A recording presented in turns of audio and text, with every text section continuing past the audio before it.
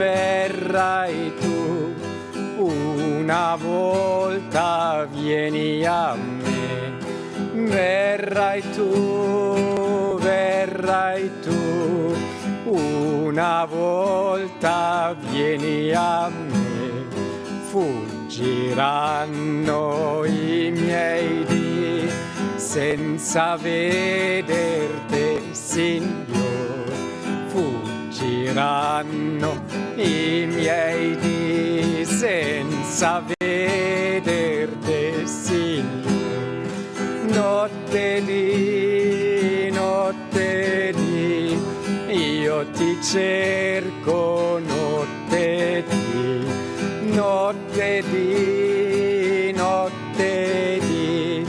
io ti cerco, notte di, portate il mio cuore, tengo aperta io per te, porta del mio cuore, tengo aperta io per te, verrai tu,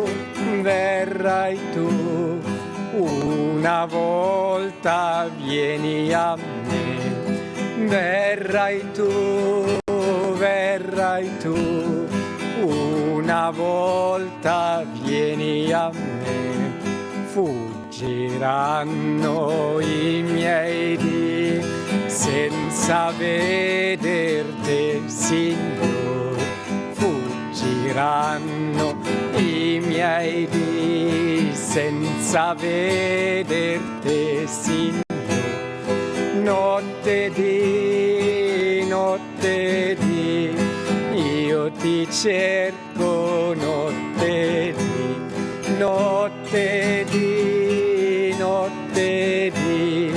io ti cerco, notte di, porta del mio cuore, tengo aperta io per te, porta del mio cuore, tengo aperta io per te, verrai tu,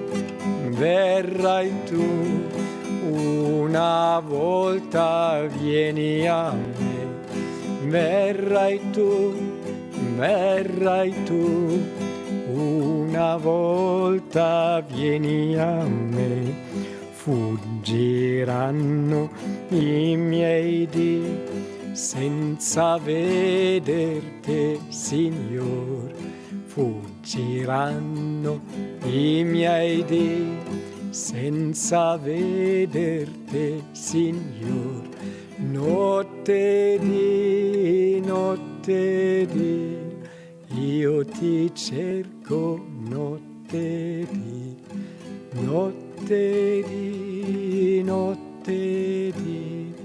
io ti cerco, notte di, io ti cerco, notte di.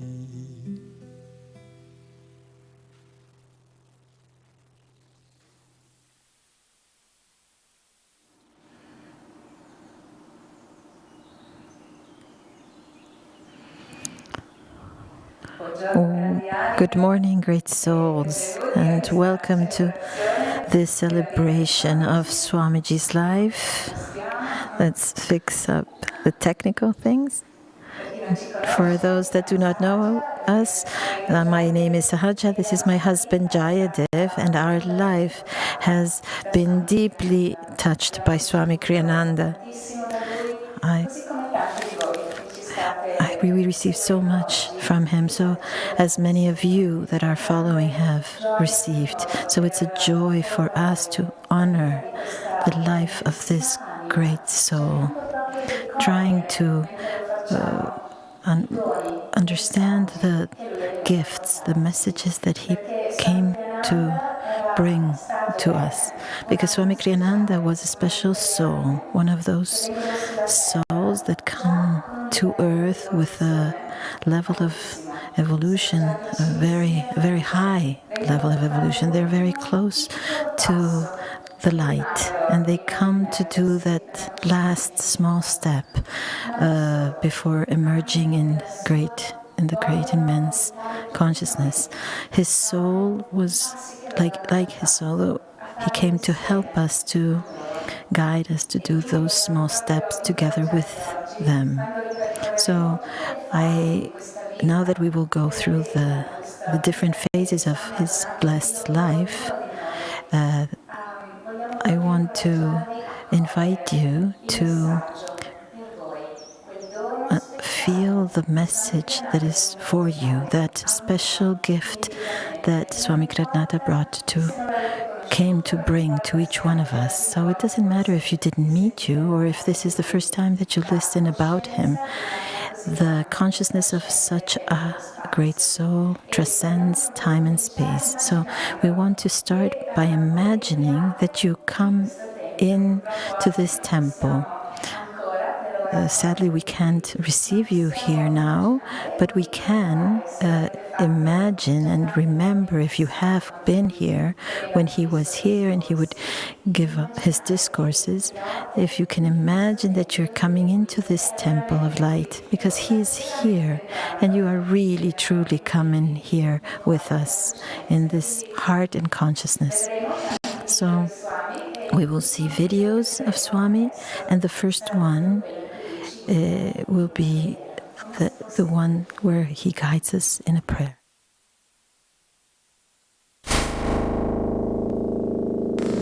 Alzatevi! La voce di Dio ci chiama di risvegliarci in Lui, come ci troverà quando viene. More perfectly his life to him, how will he find us awake and ready? Okay. Now let's pray. Heavenly Father, Divine Mother, friend, beloved God, Jesus Christ, Krishna Babaji, Lahiri Mahashaya, Swamis,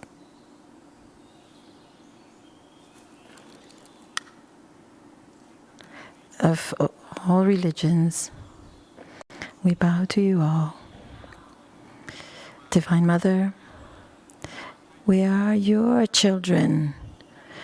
Good or bad, we are yours. Help us to offer our lives in the ocean of your love. Om Shanti. Amen.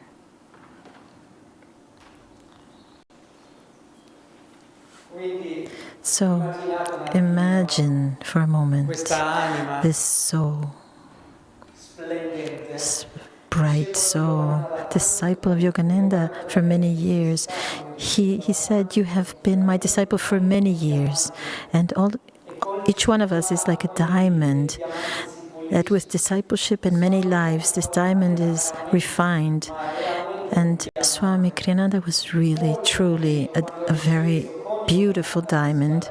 And when he came with Yogananda to this earth, he reflected so many different lights, so many qualities.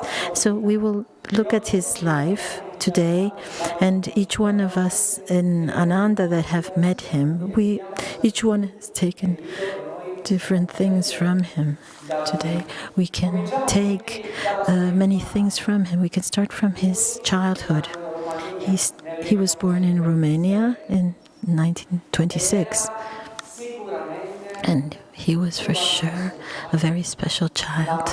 His mother had said, "When you were in my womb, during all the pregnancy, I was so full of joy with you inside of me. And I told God, Lord, my first child, I will offer it to you." He lived after Romania, in Switzerland, in America. We will look at a video of his first childhood.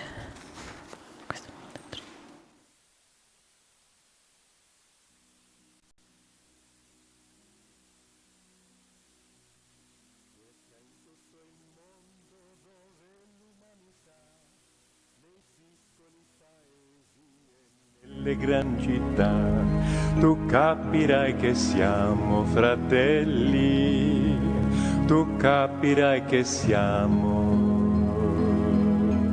fratelli. Vai in ogni casa, guarda con amore, ascolta ogni affanno, le gioie di ogni cuore. Tu troverai soltanto fratelli, tu troverai soltanto fratelli. Diverse son le onde che vagano sul mar, ma sotto nel profondo c'è solo l'unità. Così in Dio siamo fratelli, così in Dio siamo fratelli.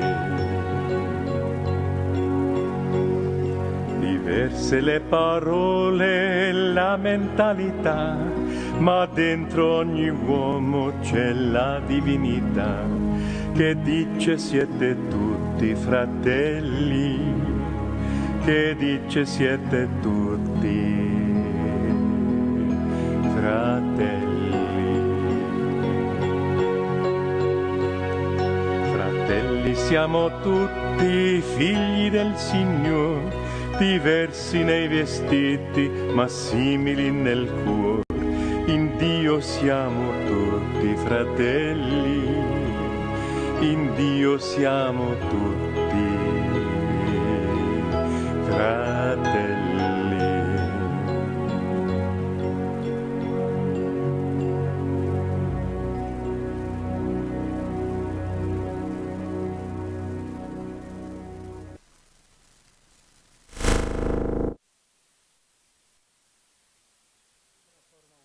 In this small human form, there was a great soul. He said that in others' lives, as a disciple of Yogananda, he had already received samadhi and had a super consciousness. So we will listen to a reading. This is how Swami himself described his super conscious experiences when he was a child, and he talks about this in his wonderful book, The New Path, his autobiography, where he also talks very much up on Yogananda's life. So Swami says, "Joy has always been my first love. I have longed to share it with others. My clearest early memories are related to a special kind of happiness, one that seemed to have little to do with the things around me, that at best was only reflected in them. A lingering impression is one of wonder to be in this world at all. What was I doing here? Intuitively, I felt that there must be some higher reality, another world, perhaps, radiant, beautiful, harmonious, in relation to which this earthly plane represented mere exile. Beautiful sounds and colors thrilled me almost to ecstasy. Sometimes I would cover a table down to the floor with a colorful American Indian blanket, then crawled inside and fairly drank in the luminous colors. At other times, gazing into the prism formed by the broad edge of the mirror of my mother's dressing table, I would imagine myself living in a world of rainbow-colored light. Often also, at night, I would see myself absorbed in a radiant inner light, and my consciousness would expand beyond the limits of my body." So we see how, as Jaydev said, since he was a child, Swami would live in two different realities, human and superconscious. And since he was a child, he demonstrated other traits during his life that we after met got to know in his adult life. For example, an incredible bright mind, very active and very philosophical. So we're going to see a small piece of the film The Answer, which is based on The New Path. If you haven't seen this movie, you should watch it, because it talks about the life of Swami and his life with Yogananda. Daddy, there really isn't a Santa Claus, is there? I mean, think of all the chimneys in the world. And besides that, think how many homes don't even have chimneys. How could Santa Claus cover all those homes in just one night?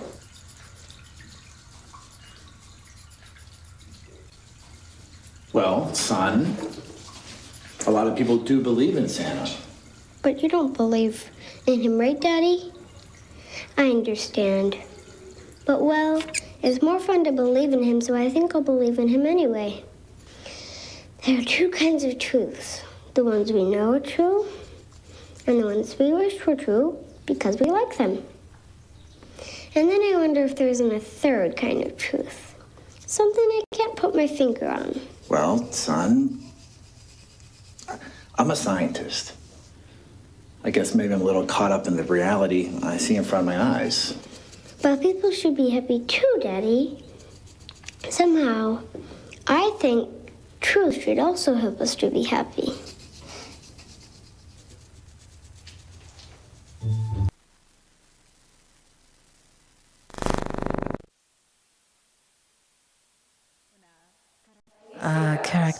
A special characteristic of Swami was that, differently to other intellectual people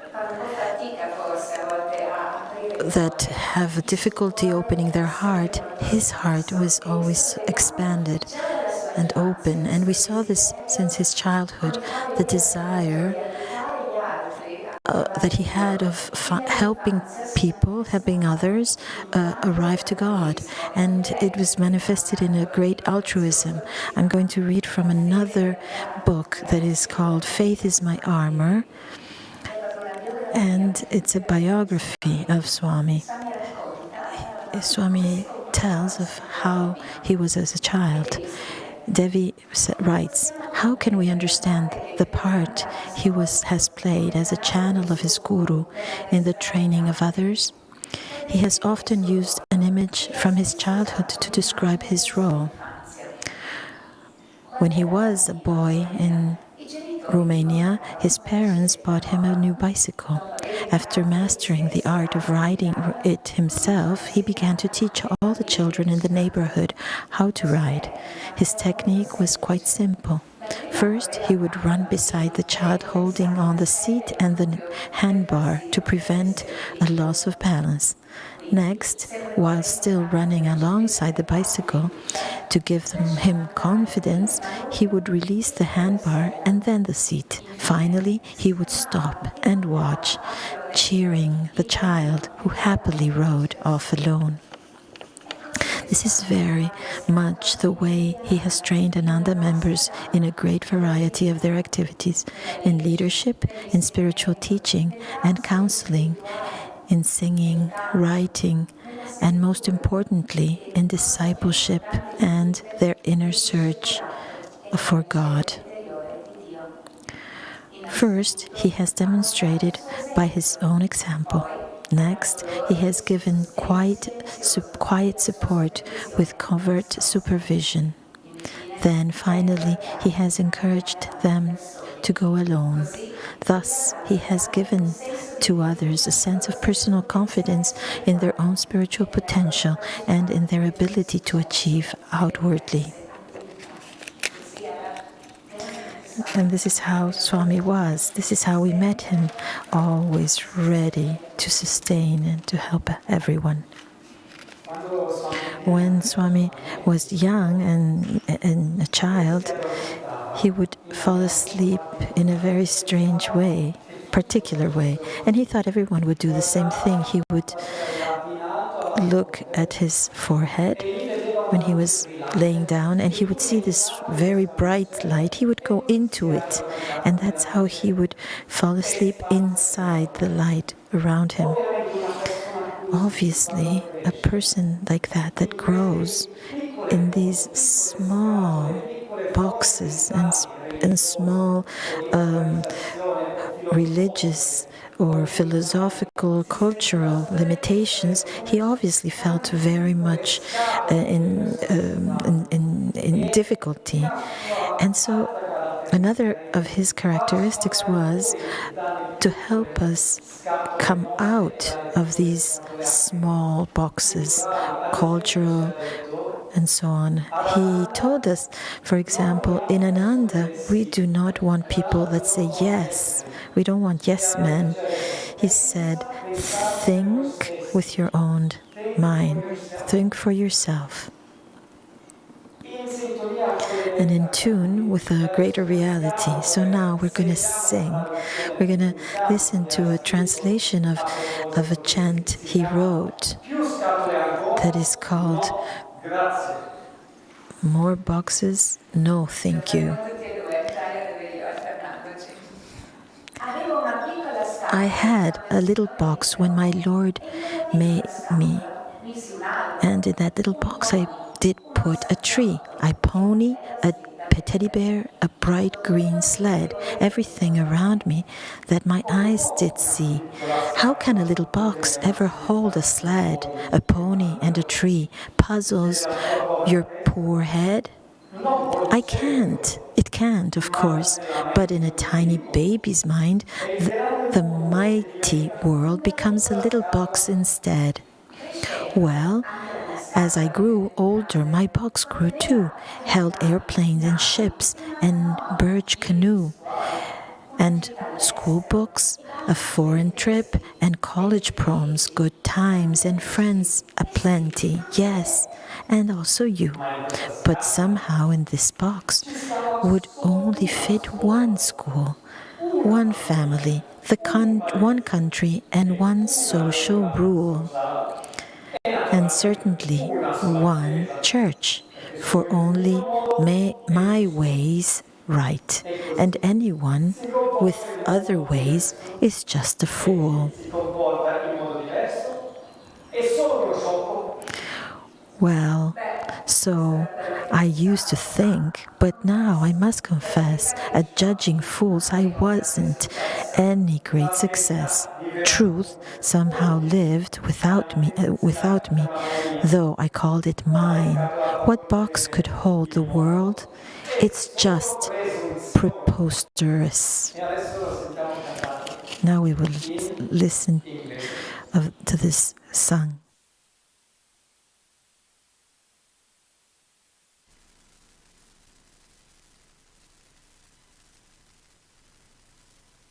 We win as we pray as we go.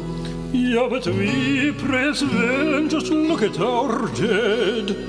Ah, but we pray in English. The Englishman said, I, my, me, mine. I, my, me, mine. I, my, me, mine. I, my, me, mine. I, my, me, mine. I, my, me, mine. I, my, me, mine. I, my, me, mine. I had a little box when my Lord made me, and in that little box I did put a tree, a pony, a teddy bear, a bright green sled, everything around me that my eyes did see. How can a little box ever hold a sled? A pony and a tree puzzles my poor head. It can't, my friend, but in a tiny baby's mind, this mighty world becomes a little box instead. Well, as I grew older, my box grew too. Held airplanes and ships and a birch canoe, and school books, a foreign trip and college proms, friends aplenty, yes, and also you. But somehow in this box would only fit one school, one family, one country, and one social rule, and certainly one church, or only my ways right. and anyone with other ways is just a fool.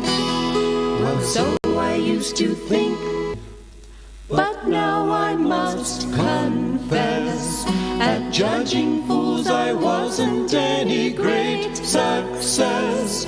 Truth somehow lived without me, though I called it mine. What box could hold the world? It's just preposterous.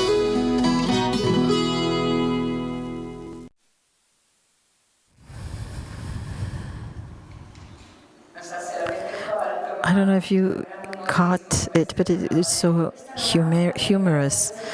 And this is another incredible characteristic of Swami, his capacity of seeing the comic part of life. His infancy and his youth were not easy. He had been sick, he had been alone in a boarding school, but he had maintained always this capacity of seeing this light side and superconscious side of life. So before going towards a more adult part of his life, we want to stop one moment after what we have heard and seen until now. What can we take as a message or as a gift? Is it to live in a super conscious way, to open our heart to others? Can it be to be lighter? Let's take a moment to feel these gifts inside of us.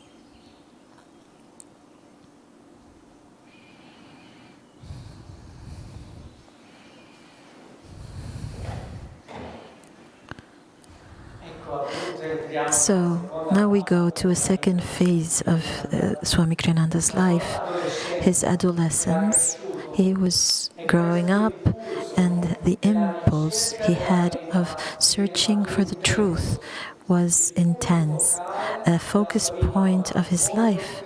He wanted to understand, and he did a great travel voyage inward, trying to find truth in politics, and he couldn't find it. Then he wanted to become a theater screenwriter, but then he could not find truth. And how can I give out truth if I don't know it?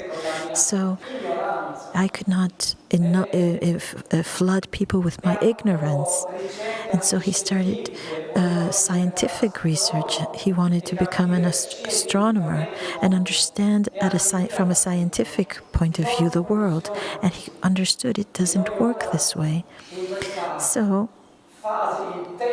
in this intense phase of the search of truth, we can see a little piece of video, of film, where this took him. It was a trampoline to the true inner search. Non volevo andare alla chiesa. Mia mamma parlava un po' dei miracoli dei santi. Io ho detto: smettilo, mamma, non è possibile. It's absurd to talk about miracles. I thought a saint was a man that would help an old woman cross the street, or to give a little gift to a child. I didn't know what was a saint. I did not believe in God because I couldn't believe on what they were telling me that was God. God was. I did not want that type of God. It was boring. So I searched for the truth. I did not search for God, I search for the truth. I search in science, in politics, in arts, in so many ways. And I always understood that this was not enough. I was searching for a truth that would inspire humanity. I wanted this not only for me, but for everyone. A truth, the truth that could inspire everyone. And I did not know where to find it. At last, I started understanding that without God, nothing is possible. And I remember that I then wanted to become a screenwriter, but I stopped that ambition thinking, whoever knows the truth, I want to help them find that truth, but if I don't know this, how will I do not want to flood the world with my ignorance. So I stopped, and I remember an evening when I had a long walk in the countryside, and I was asking, if there is a God and if it exists, what must that be? And it cannot be a policeman, it cannot be a judge, it cannot be someone that will always judge us to find an excuse to send us to hell. These things are absurd. So I was thinking, a God, what can he be? And then I asked myself, from where does this question come from? I cannot be a robot because nobody could program this robot to ask this question. So today they say that computers are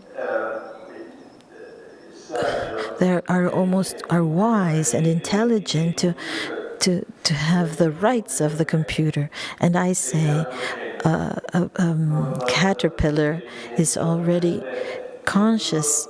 If you find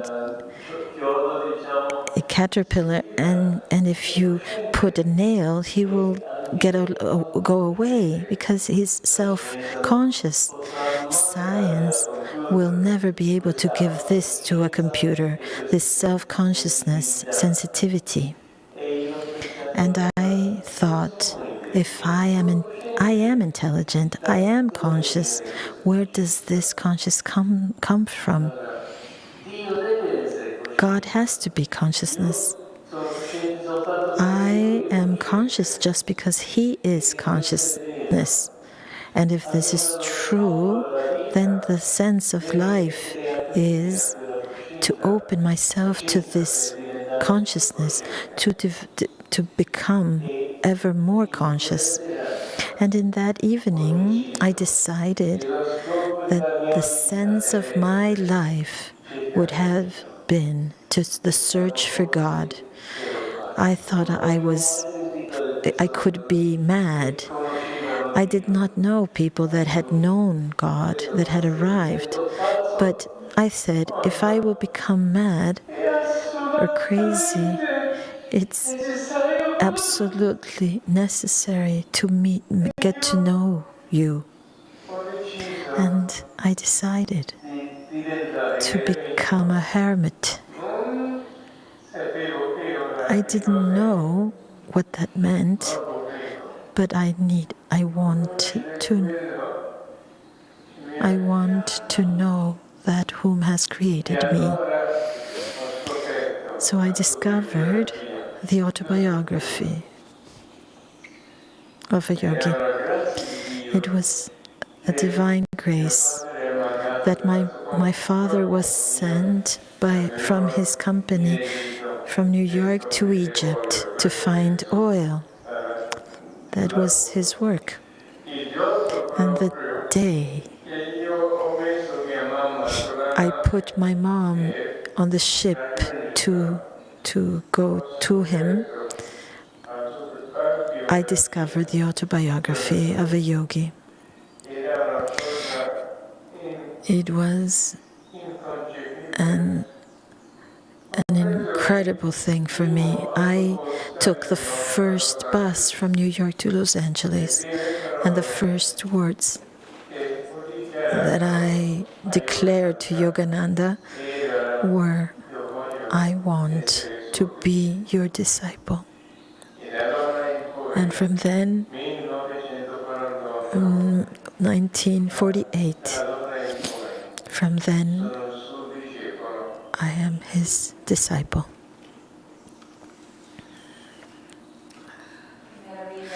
It's wonderful to listen to these words of Swami.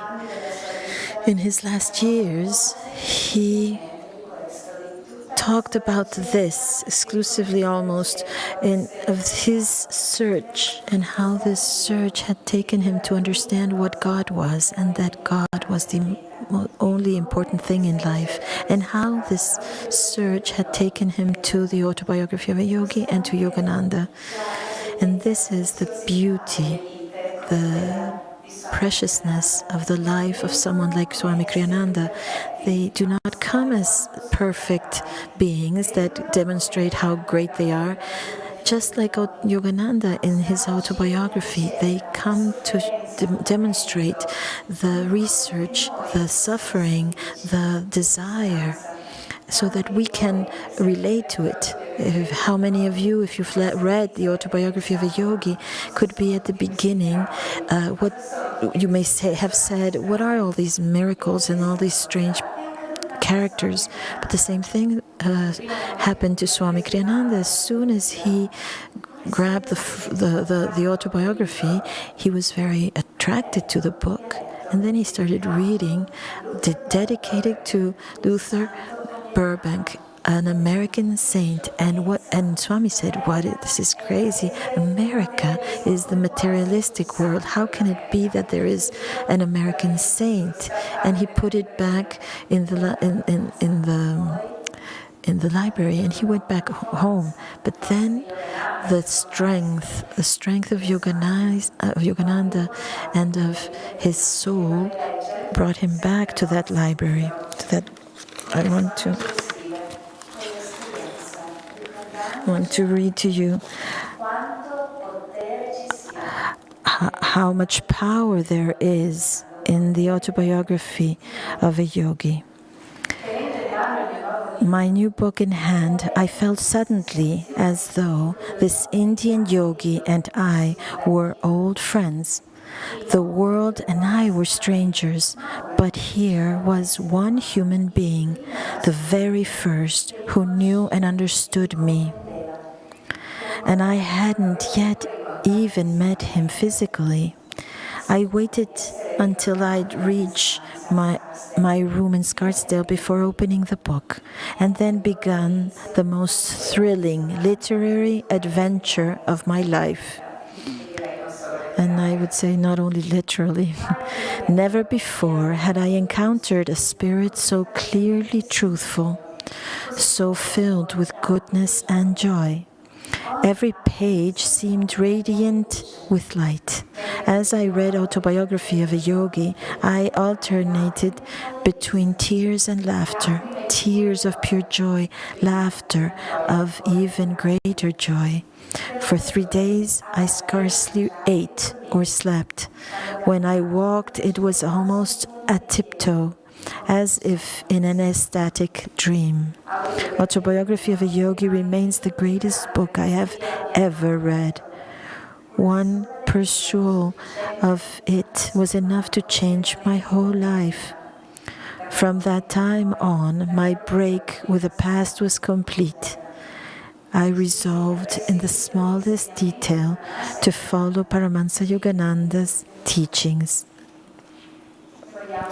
And we want to bring into us the spirit of search for God, that finds the channel that God has sent to us, so that search can be successful. And we can do that singing together, I am thine, a chant of Swami Kriyananda. Io sono tuo, sono tuo, sono tuo.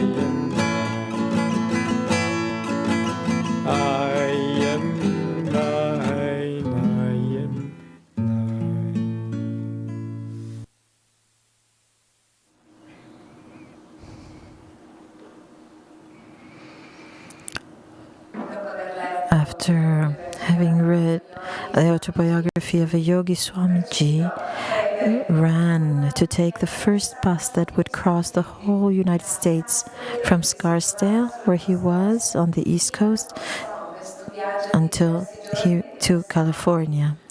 Many days and nights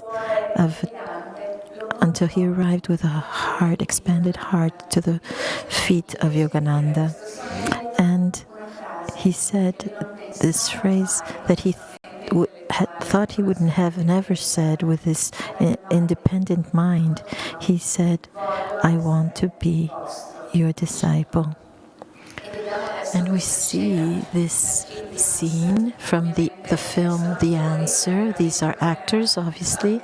It's not Swami and also not Yogananda, but it's a very touching scene that helps us perceive how great that moment must have been. And it helps us remember, for us as disciples, how important our moment with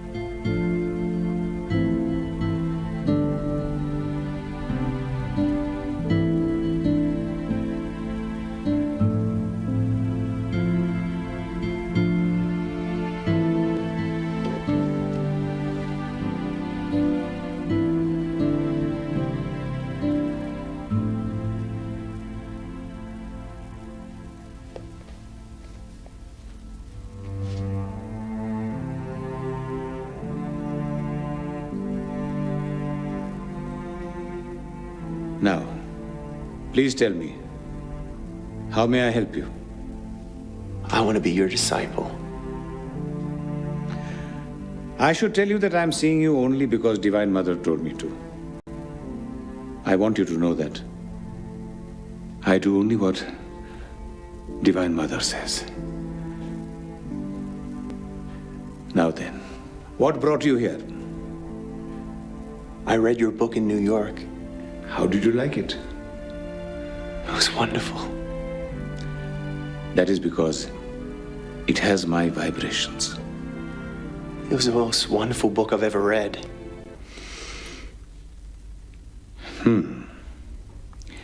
I am accepting only those now with good karma. In fact, I am taking very few disciples.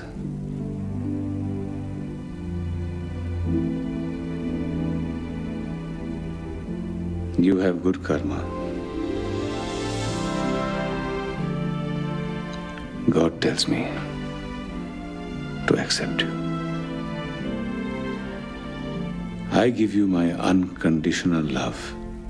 Will you give me yours? Oh, yes. With all my heart. I give you my unconditional love.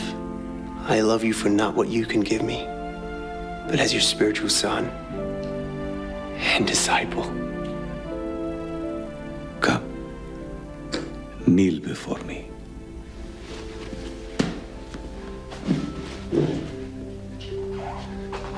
Now repeat these words after me.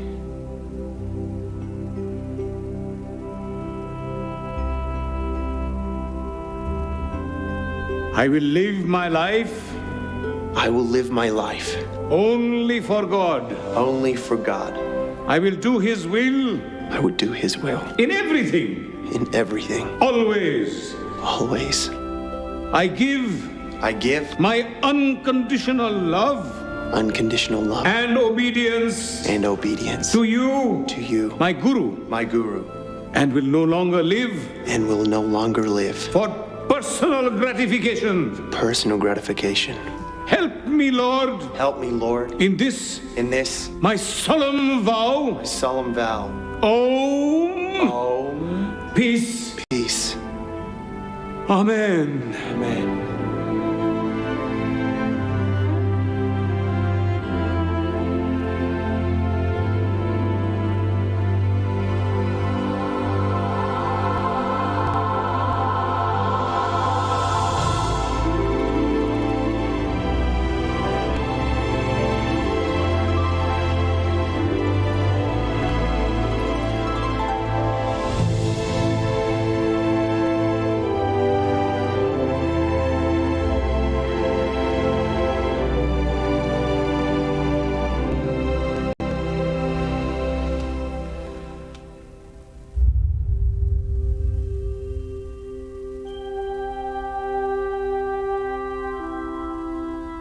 Now you are part of our spiritual family.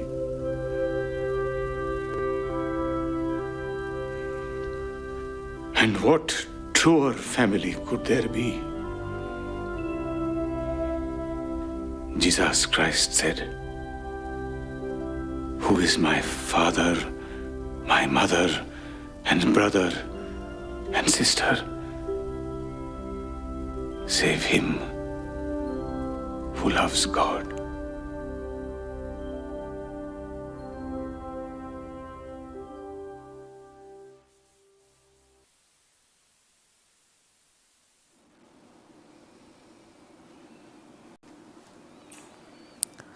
Swami Kriyananda.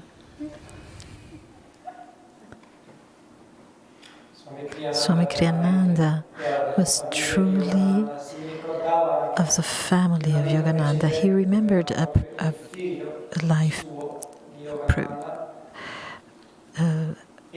before where he remembered he had been a son of Yogananda, and Yogananda actually had him be very close to him immediately and had asked him to do many works that was very strange for such a young man and such a new disciple. So he met him in September in 48, and in January of 1949, Master asked him to answer the letters that would come to self-realization, to explain the teachings and the answer to the people that had questions, and he asked Swami to answer to the questions that students that were studying the lessons would have.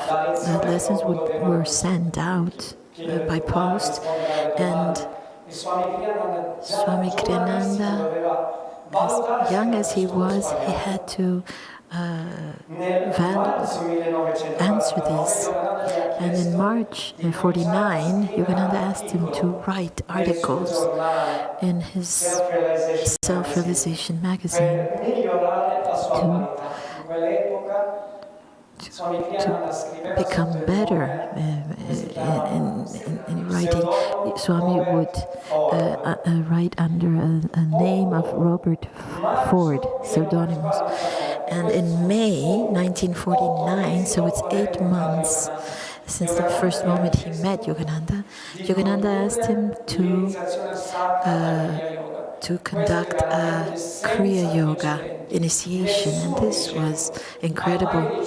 No other disciple after 8 months with Master had been asked to do that. It was such a sacred ceremony, and Yogananda asked him then to teach publicly.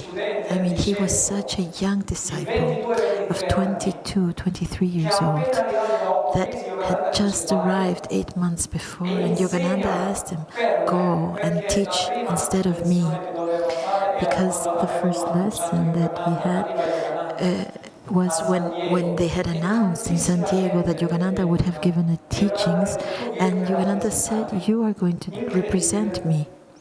It was incredible. At the beginning, Swami said, Master, I don't want to teach, to talk in public. And Yogananda said, it's good that you start loving this, because this is what you will have to do. And then he promised him, you will never fall for your ego. And Yogananda said after, your work will be give lessons, revise my writings, and write yourself. And in January 1950, Master took him to his retreat that is called 29 Palms, where he was revising the Bhagavad Gita, his interpretation of the Bhagavad Gita.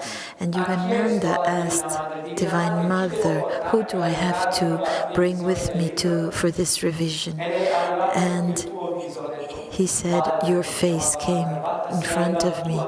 So Yogananda asked twice to Divine Mother, and every time Swami's face came to him. So Swami Kriyananda took this as he revised Master's texts and writings during all his period with him. And Yogananda said, I say that you will be a great copywriter, a reader, a good editor someday, Walter. And always in 1950, Yogananda had him become an official minister. We do not have it here in Ananda, but it's like a priest or an official character, and he started teaching and traveling, and they asked others to call him Reverend Walter. In 1950, he told Walter, listen to me and write down all the words that I say. And Swami would always write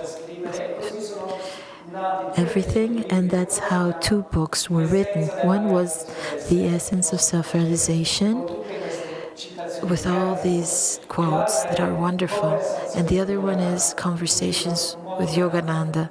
It's a great book full of Yogananda and of his teachings. And as young as he was, with 23 years old, Yogananda asked Swami to become head of all the monks. All were much older than him. They were there for a longer time, disciples for a longer time, but Swami was to be the head of all the monks. Obviously, this wasn't easy for some monks, and you can see that in the film of the answer. Some would react to this, and also Yogananda asked him to be chief of the yogic positions. At that moment, some disciples would practice yoga just like it is now, but Swami, in his magazine, dedicated to the yoga postures, and Swami said, I did not even know these positions, these yoga positions. I was not able to do them. But there was a miracle in the presence of Yogananda when Yogananda said, come and show the postures to a guest. As a blessing, the body of Swami just melted, and he just made the most difficult positions he could do them, and he was called the expert of Hatha Yoga in self-realization, and he was a model for all these public appearances, and they would take pictures of him. Like when Yogananda inaugurated Lake Shrine, they would show these yoga postures, and it was Swami Kriyananda that would, one of the principal models. And then, as you know, then he created the Ananda Yoga. Swami created the Ananda Yoga. And then, after Yogananda left the body, Swami became the head of all the meditation centers in the whole world. He was the director of all these centers. Then he became vice president of Self-Realization Fellowship. So it was the second person of this organization. So the most important thing, going back when Yogananda was alive, something that's very important for us, Swami Kriyananda was in a party in Beverly Hills, and at one point Yogananda started talking in a very serious. It was even out of context in that informal moment, but he started saying in a very powerful. We have to. All the youngs have to go north, south, east, and west to found the communities. And Swami there had made a vow, I will do everything I can to create this reality. And the most important thing comes now. Many times Yogananda told Swami, go, you have a great work to do.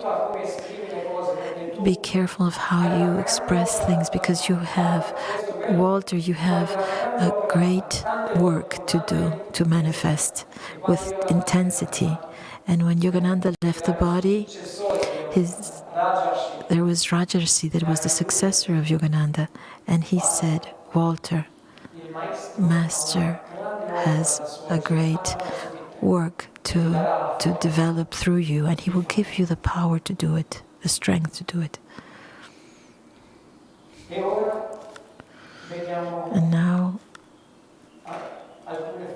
we see some pictures and a movie of this part of the life of Swami Kriyananda.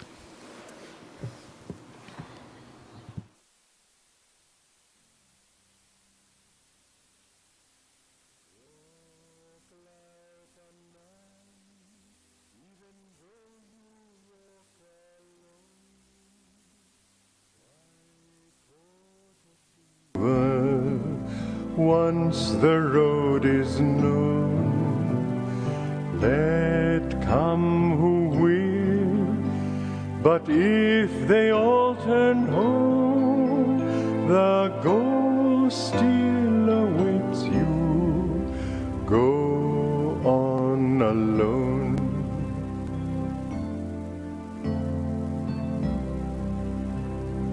Follow your dream, though it lead to worlds unknown. Life's but a shadow, once our dreams have flown. What if men cry, your dream is not our own? Your soul knows the answer. Go on alone.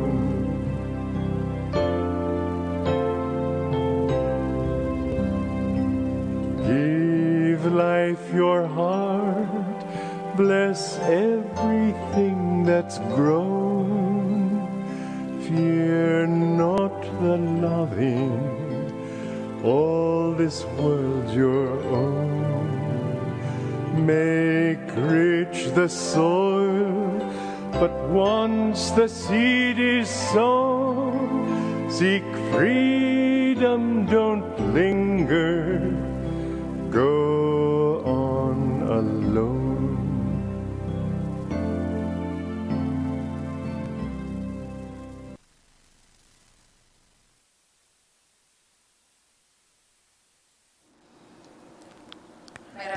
Wonderful example of Swami Kriyananda. But even if he was so young, to say yes with his whole heart to what God, through his guru, asked him to do, without standing back, but giving himself completely. And in his human heart, there was still a question mark. Is Master happy of me? Am I doing well? And a few days before the Mahasamadhi, the leaving of the body of Yogananda, Swami received this confirmation that was so important for his heart. I will read it from The New Path, how Swami wrote and described it. Many times over the past 3.5 years, Master had scolded me, mostly for my slowness in understanding him perfectly, sometimes for not weighing in advance the possible consequences of my words. I knew that he often said, I scold only those who listen, not those who don't. But in my heart, there lingered a certain hurt. Try as I would, I couldn't rationalize it away. For some months I had been hungering for a few words of approval from him. Now, alone with me, he gazed into my eyes with deep love and understanding and said, "You have pleased me very much. I want you to know that." What a burden lifted from my heart at these few simple words.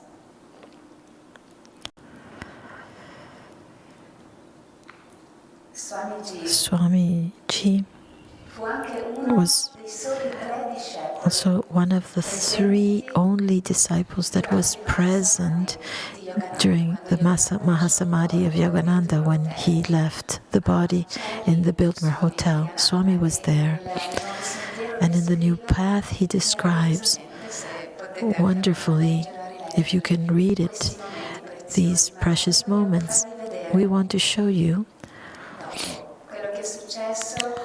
what happened after, from the moment he left the body. We will show this through the images of the movie.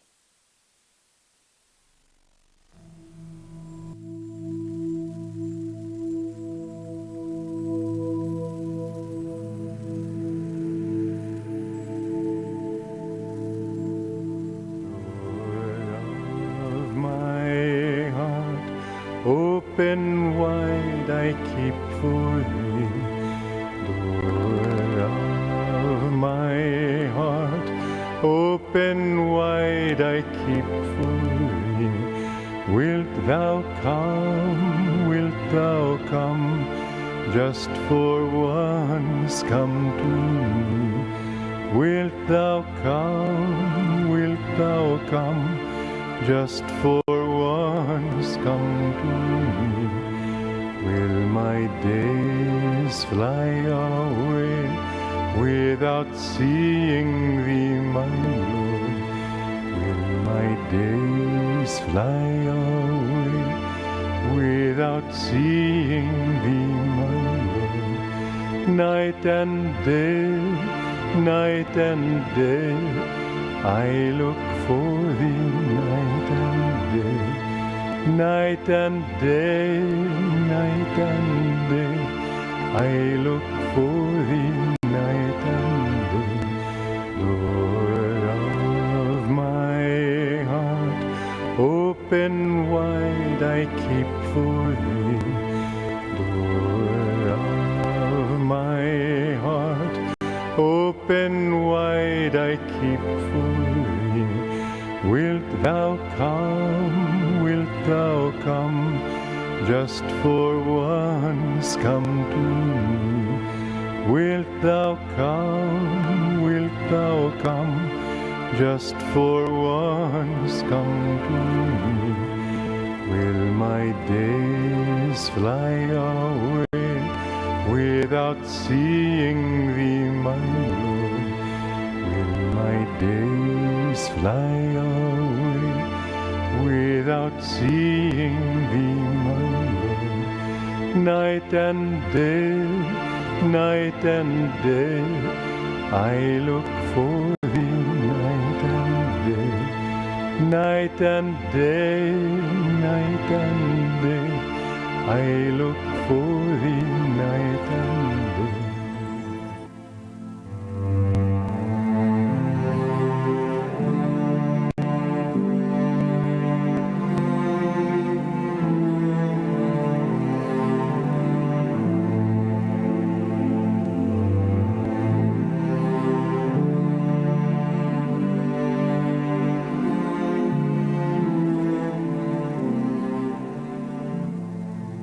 I dedicate my entire life to serving you, beloved Guru, and to doing everything I can to bring your mission to mankind.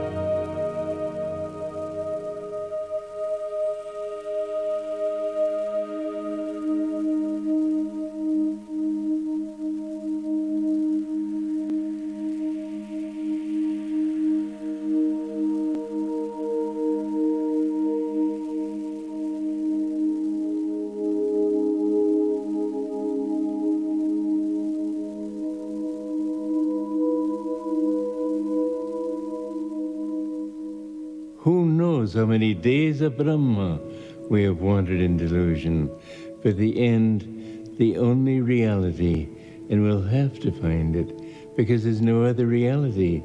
We have to find God because we have come from God.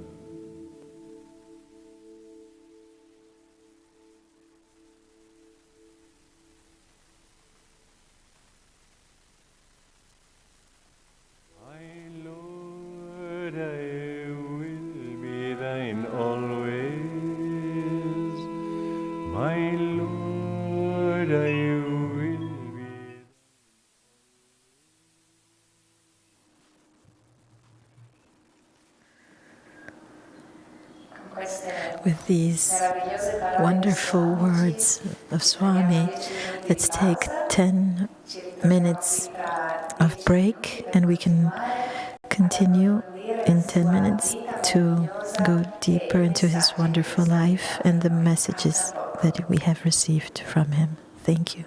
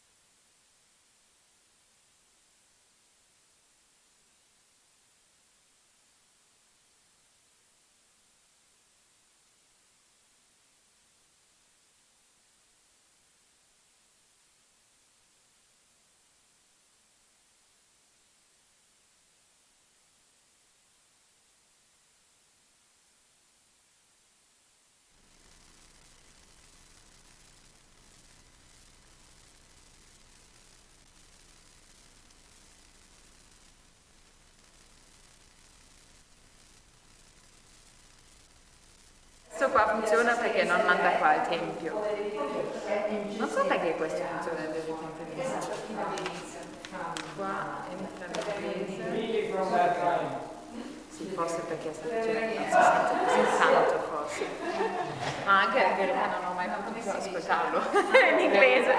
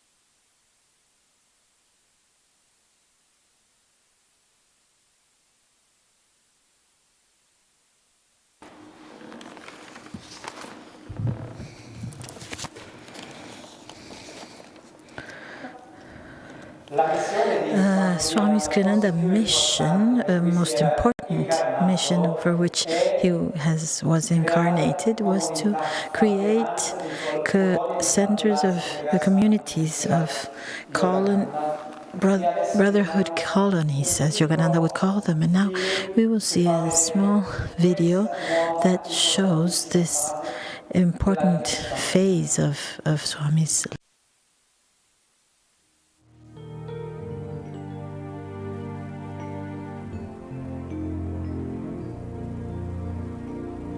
Sei in un angolo del mondo, c'è la purezza, umiltà, vero amore, onestà. Fermati lì, null'altro avallo. Is there anywhere on earth perfect freedom, sorrow's death, selfless friendship, blameless birth, cherish these, no test has worth. Sei in un angolo del mondo, c'è la purezza, umiltà, vero amore, onestà. Fermati lì, null'altro avallo.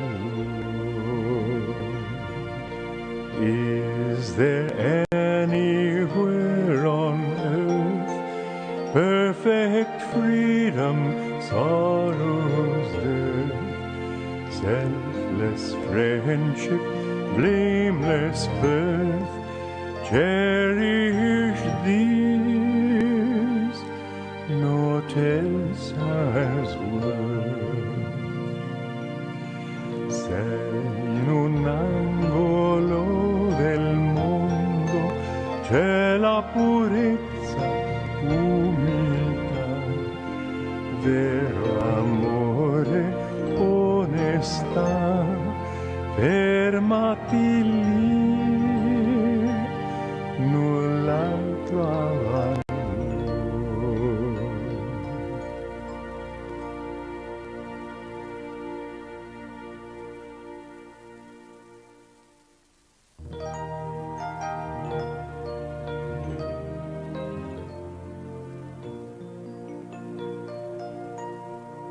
Dare to be different, dare to be free, dare to roam far like wind on the sea. Fly like a gull, soar high on the air, be strong in your courage when others despair. Never in anger, never in haste. Go without pride, be never abased. Freedom is yours if freedom you give. To all give it freely, in freedom you'll live. Mountains that stand up tall to the sky tell us no dreaming is ever too high. Dare to defy them, brave that high peak.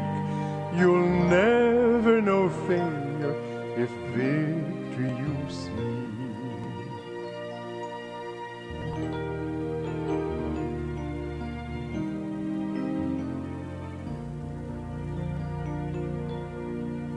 Dare to be different, dare to be free.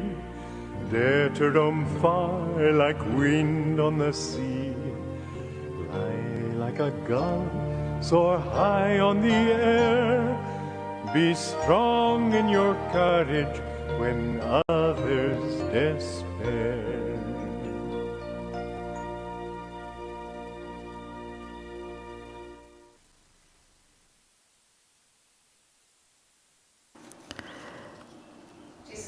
There are words, beautiful words that Swami Devi pronounced in the funeral service for Swami Kriyananda, because I want to read them to you because they really give in a poetic way this phase of Swami's life. That's what Swamiji did for all of us, she says. He took the words, the yearning of our souls that we didn't know could be expressed, and he gave it words. He gave it melody. He gave it community, so that we knew that what we always believed was true. And he gave us a way to find God and to share him with all. Now we have the pleasure and honor to listen to Nayaswami Shivani. She has been from the beginning of Ananda with Swami, and even until the last moment of his life. So she will talk to us about this phase, this productive and creative phase of Swami's life. Thank you, Shivani.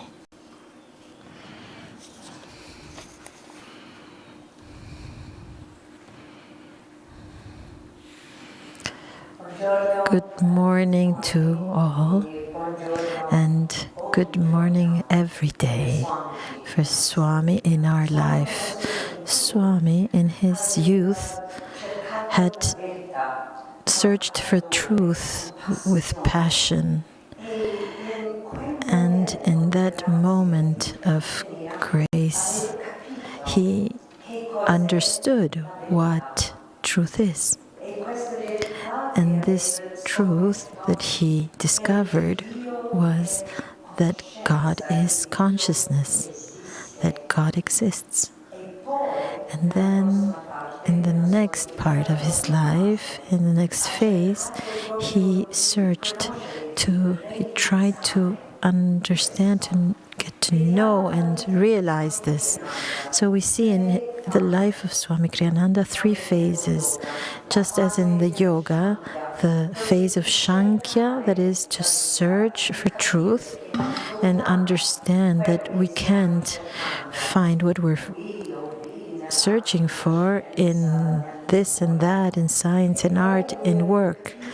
And then he understood this truth, this Vedanta phase, that God exists and it's consciousness, and now how to reach that. And then he met Yogananda,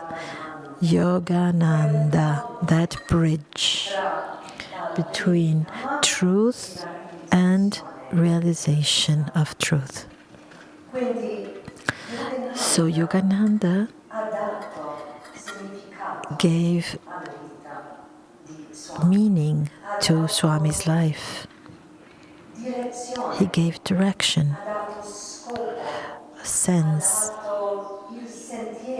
the path for him to follow, to arrive and get to know God.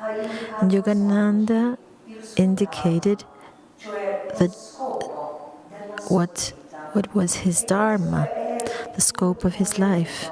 And this was a moment that was very important for Swami. And it's the same for all of us, because we all come with a task, a goal that we must reach. And as disciples of a great master is something that has to do with the mission of our master. And as we heard, Yogananda gave to Swami 3 things to do. 3 things that he had to, revising his texts, and to write himself, and to teach and give lectures. I would like to read to you from the new path. Your life is to, Master said to Swami, and we as well can feel in our heart that Master is talking to each one of us, all his disciples. Your life is to be one of intense activity, he told me one evening, and meditation. Your work is lecturing and writing. Yet he had told me, but Master, he said, Master, but you've written so much. What has to be written? What is left to write? And Yogananda said, yet he had told me, much yet remains to be written. To what, I wondered, had he been referring? After 2 or 3 years in India, it occurred to me that I might be able to reach out through writing in the same way that I had been reaching out to people in my lectures, by listening psychically, as it were, to their needs. I could show them how even the worldly fulfillments they were seeking could be achieved in the fullest sense only by including spiritual values in their lives. Master himself, I reflected, had touched on numerous fields of human interest. Perhaps I could expand on what, from him, had often amounted to no more than a hint, taking his teachings metaphorically as the hub of a wheel. I would try to show that many spokes led inward to that same hub.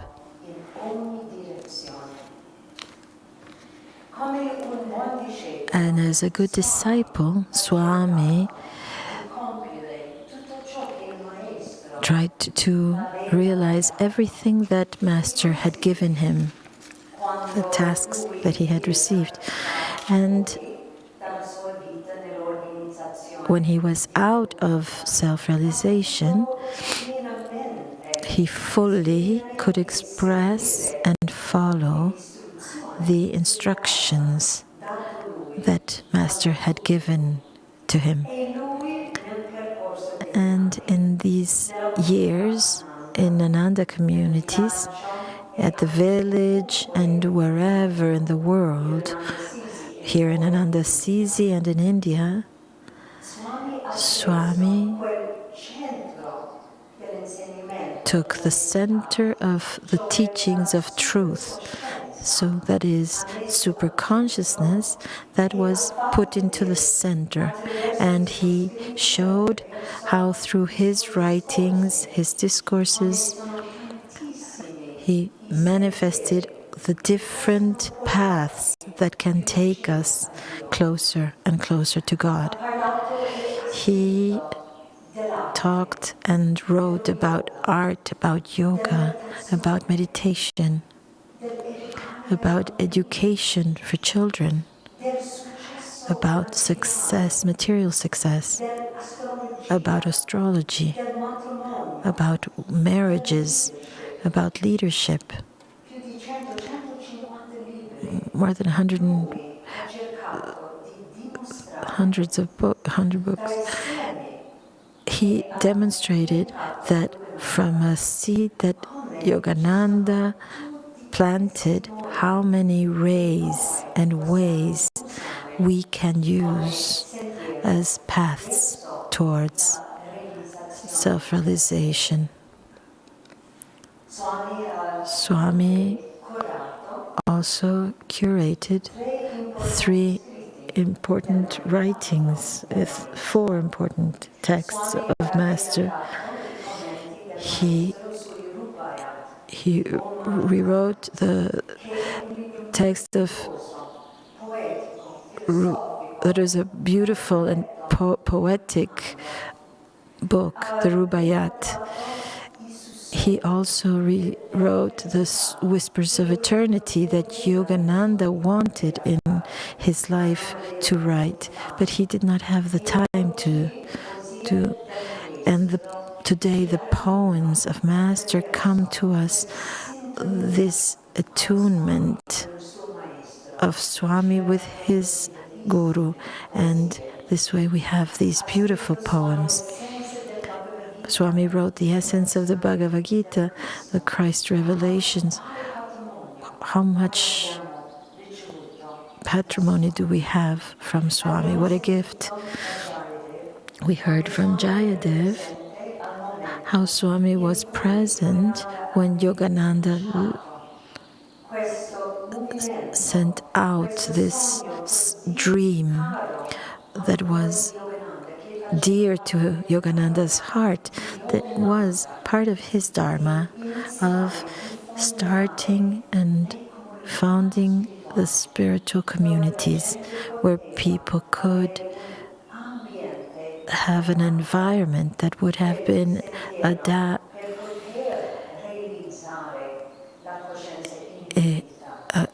a place for the path, the spiritual path, and to connect to the consciousness of Master. So Swami dedicated his whole life to the realization of these communities, and this is the heritage we receive from him. From all the great souls and disciples that were around Master, Swami Kriyananda was the only that had the Dharma to take forward this Dharma of Master, taking it as if it was his, not only to write and talk about it, but to show that in our life we can have a life that conducts us to God. So Swami founded the Ananda communities and the movement as a book, an old book of prophecies that Swami had heard at the end of his life. He said, in this book, your Master has taken from you much work and has given to you the strength to realize the work that you had, and Master is very happy with you, just as Yogananda had told Swami. And there was this book of prophecies. There was said, you have done everything that Master wanted from you. And now you have arrived to the Dharma Moksha. That means the liberation of your tasks. And now, Swami, through the writings and discourses, his discourses through his communities. He has given to us this Dharma and direction for those who are disciples of the masters. We have done our vow of discipleship, where we have promised to have great devotion towards the path, towards the masters, to meditate deeply in a regular way, and to serve God and masters. How can we serve? Swami has given us the possibility to serve, to be able to live our Dharma. And as this prophecy book said and told to Swami, Ananda is not a place, it's an ideal of cooperation, of service, of living together in harmony. And now that Master is not in a physical body, but is omnipresent, now that Swami is not limited to one body or to a place or one book or one discourse, he as well is omnipresent. Now, who has to take forward what masters came to bring forward? It's our task now. And we want to do just as Swami did in his life, to cultivate and water the seeds of his Guru. Swami in his life was a son of William the Conqueror, as his son, as Swami in his incarnation as son of the great king, Spanish king, Ferdinand the Saint. Swami was Alphonse X. And Swami said that in this life he did not do anything else than to bring forward, without not concluding all of that the Master had brought to this earth. So it's thanks to Swami that now we have in this incarnation the blessing to develop and to manifest our Dharma for God and for Swami and for the world. Thank you, Swami.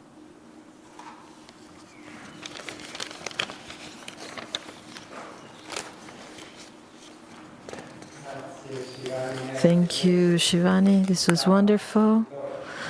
This has our hearts shine with these words.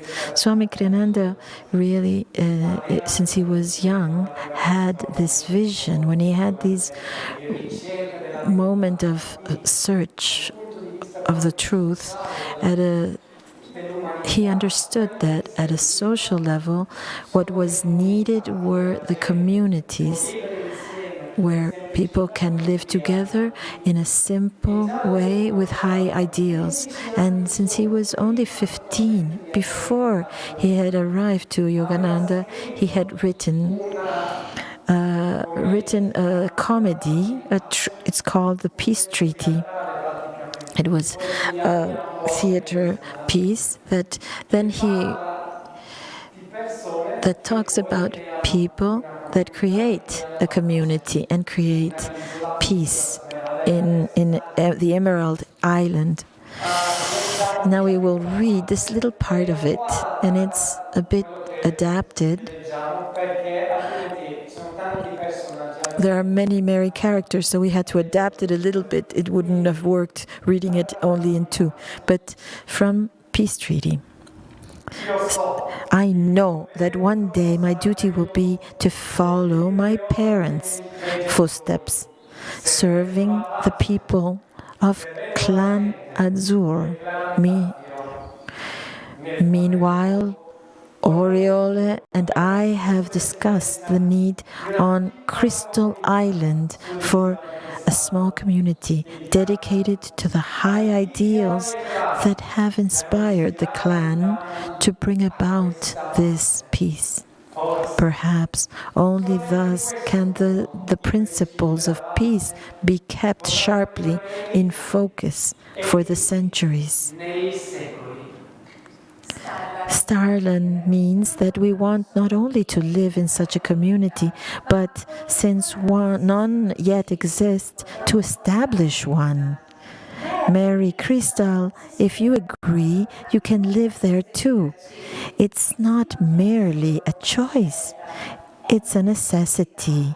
Without your merriment and philosophic insight, wedded together as one, there's no hope that any such community will succeed.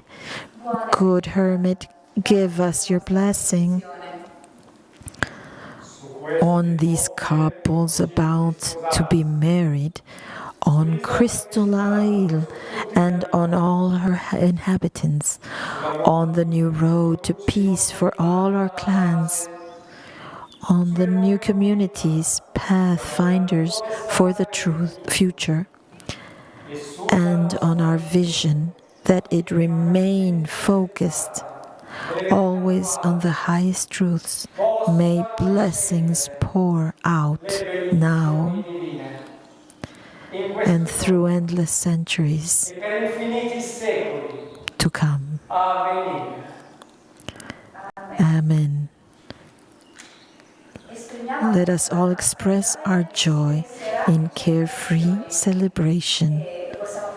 And we can do this, we can celebrate the joy for this wonderful example and seed of the communities that Swami has given us, and that you in your life can start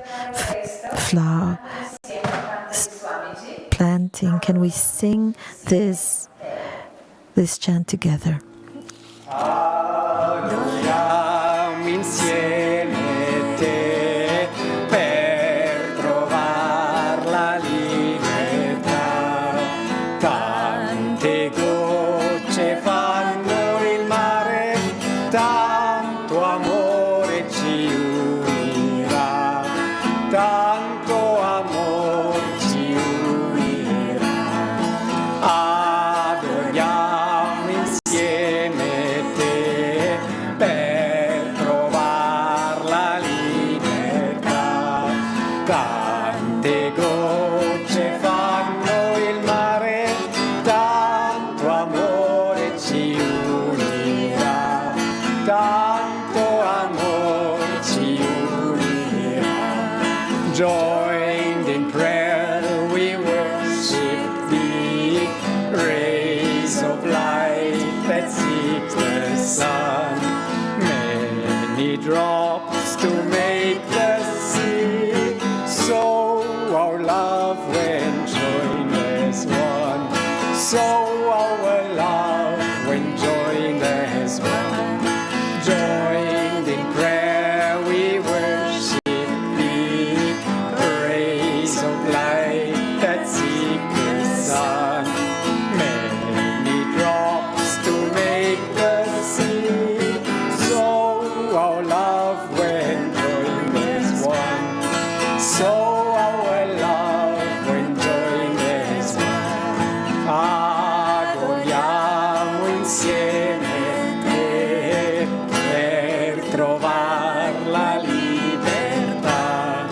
Tante gocce fanno il mare, tanto amore ci unirà, tanto amor ci unirà.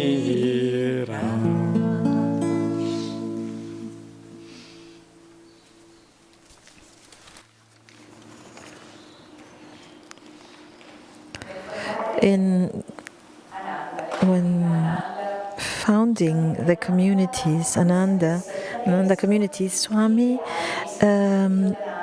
he took the ideals, like if he had distilled the ideals, creating a new way of life. I want to read to you the guidelines from the order of Sevaka order, so you can understand the scope of these communities. We have come together as a community of spirit.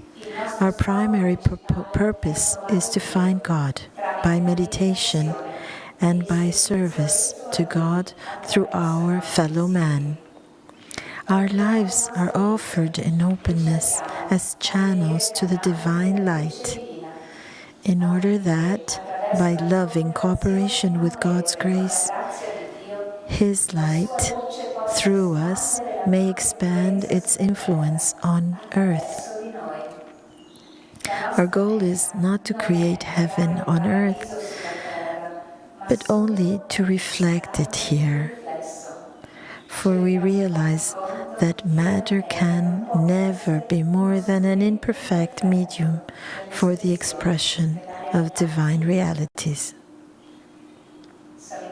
Swami Kriyananda was magnificent as a magnificent reflex of divine light, of the whole world of Yogananda, and that bliss that Yogananda wanted to give to all of us.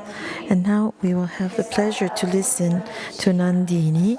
She, for many years, was close to Swami because she was directing and coordinating Ananda Edizioni editing house that publishes Yogananda and Swami's books in Italy, and she was in charge of organizing many events and conferences for Swami and special events, and also helped in the realization of the movies that Swami wanted to realize, to bring forward the reality of Ananda and the teachings of his master. So let's listen to Nandini and her experience in this last productive phase of Swami's life.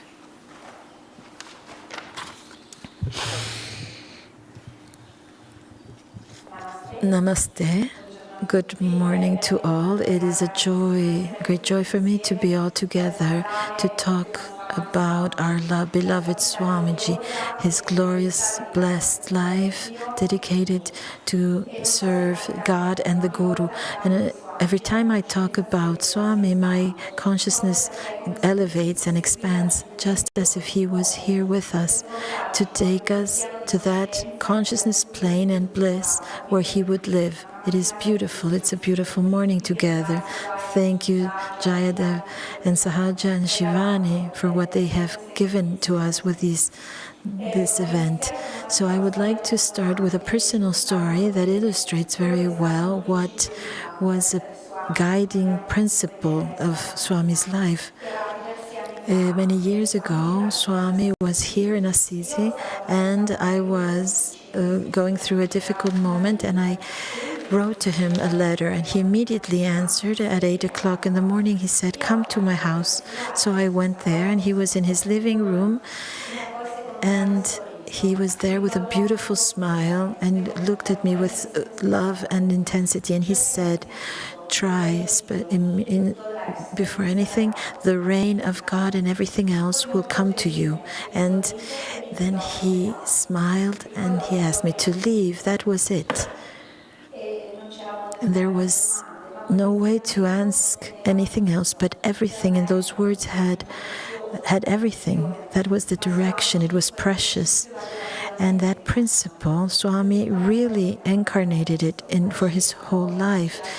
At the center, God was there, and everything else arrived, the books, the music, the communities, everything that he realized, God was in the center. There was no other personal thought, just simply he wanted only to bring this divine inspiration. He wanted to serve others through his opera, and he wanted to serve God through others, and this was the sense and the center of this glorious life. As Sahaja said, I had the blessing to be close to Swami in his last phase of life through 2000 and 2013. These were very active years. They were wonderful. Swami lived here until 2003, then in India, and then he would come back. He loved Italy, he loved this community, and he wanted to share the teachings with us. And every time he would come, it was as if the sun arrived, a flow, a wave, a powerful wave that would just bring us all up one octave higher. And it was an incredible experience. I remember that at the editing house, we were so active because he was always writing one book after the next. And we had to keep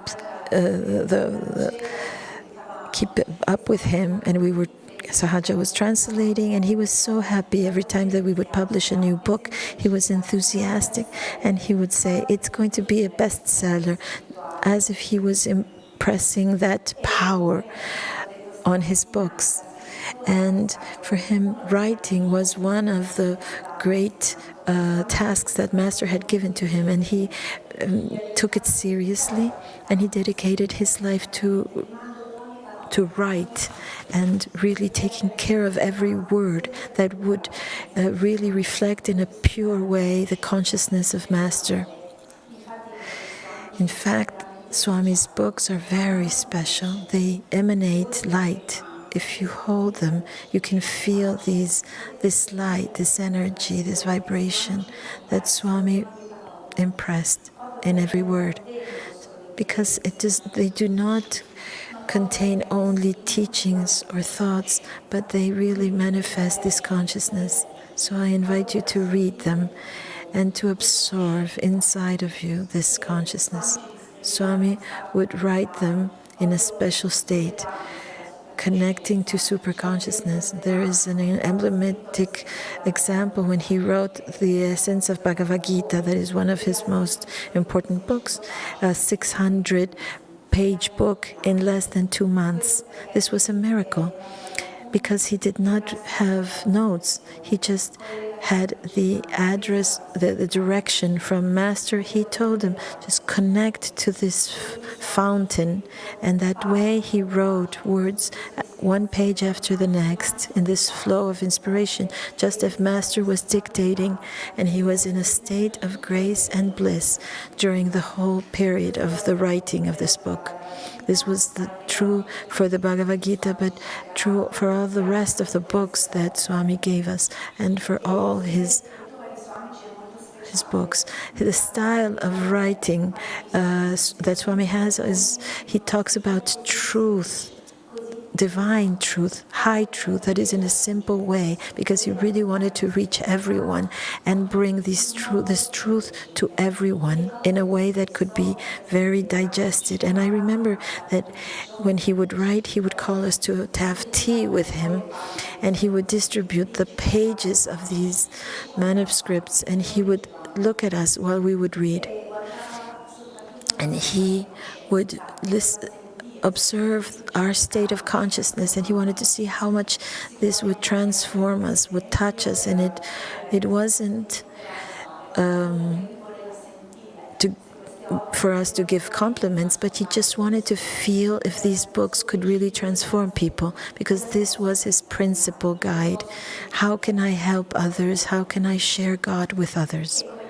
And as I said, Swami was very enthusiastic when he published new books. He loved organizing these public events in Milan, in Rome, in Rimini, in Merano, and they were extraordinary events that had divine, powerful energy. They were like spaceships of consciousness where Swami would take us up. He would first, the day before of the event, he would seclude and connect to Master's consciousness, to draw that consciousness.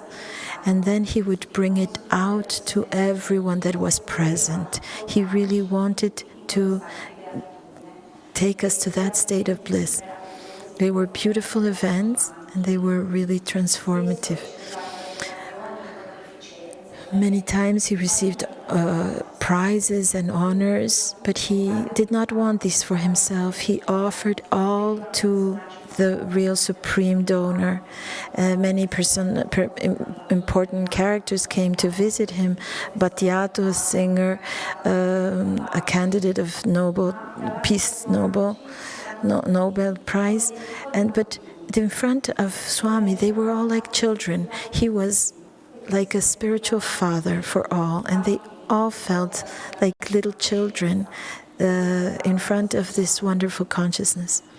This was special. Working in this press office for Swami, I was always impressed how he would answer to whatever request with so much humbleness. Radio, television, whatever. Even if his body was fragile in the last years, all the people, his staff, were all trying to protect him. But his direction was, how can I serve better, Master? And there was always this great yes. I remember, particularly in 2009, there was a request of Anima TV, a television, to make a video on spiritual masters, and then this director came, and he did not know about us, and Swami treated him as if he was a friend, and they created a beautiful relationship. So this video was born, and it came out really beautifully. And this director was so happy to do this, and he would just ask Swami whatever question without anything written, and Swami would just channel these high teachings and sublime satsangs that he would just answer directly, and he would smile and joke, and he would say, Swami, it's always, the first one is always the best, because Swami did not even need other. This was the first seed, I think, that gave Swami the idea of making films. In fact, on December of 2009, he started writing the first play for the writing for script for the films. I remember we were at the Refugio having dinner, and Swami had a beautiful smile, and he said, I have written a film, and his eyes were bright, his blue eyes full of infinite and joy, enthusiasm, and he said, would you help me realize it?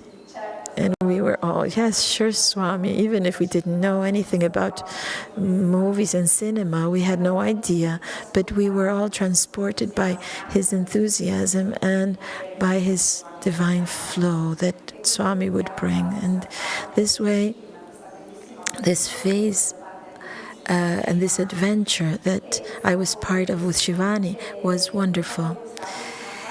This last phase actually characterized the last phase of his life. The films that became Finding Happiness and The Answer. He dedicated a lot of energy to this because he thought that films were going to be a great instrument to arrive to many and to young people, to bring a message of inspiration and light in this world. So I remember the last scenes. He did them in 2013, just before he left the body, when his hearing was not, he had lost the hearing, but he just continued and continued with so much sacrifice and dedication, without losing the personal internal peace, without losing. I wanted to read this thought. Dear friends, my life's 64 years of it has been devoted to spreading my Guru's message throughout the world. And this movie will be an important part of that effort. My Guru often told me personally, "You have a great work to do, Walter." He promised to give me the strength to do it. You all are part of that strength. May God bless you for it. With humble gratitude and love, Swami Kriyananda. So Swami has given us now this task. We are children of Master and of God, and He has given us this opportunity to continue this wonderful mission. And the best gift that we can do is to continue following that path, serving God as He has done, and trying to help everyone, as many as possible, to reach God. Thank you, Swamiji.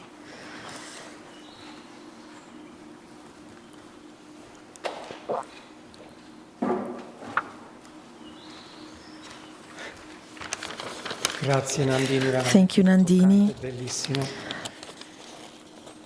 for these wonderful words. Adesso arriviamo all'ultima fase. And now we are in the last phase of Swami's life. For us, it's the moksha. If you imagine that he was described as a volcano of creativity, and he did so many things that not even young people could do. Movies, 100 and more books, and 400 and more pieces of music, businesses of every sort, schools, this system of education that was so important, art. We have here the Academy of Art and Consciousness. So many things. He painted, he took so many pictures. He would create slideshows. He would do conferences in everywhere in the world and helped communities to be born. He gave Kriya Yoga everywhere. And after all this life as a volcano of creativity, the last period of his life arrived. I wish to tell you something that Yogananda told him. At the end of his life, he asked, "Will I find God in this life?" And Master told him, "Yes, but don't think about it." And after so many lives, he said, "Now everything is after many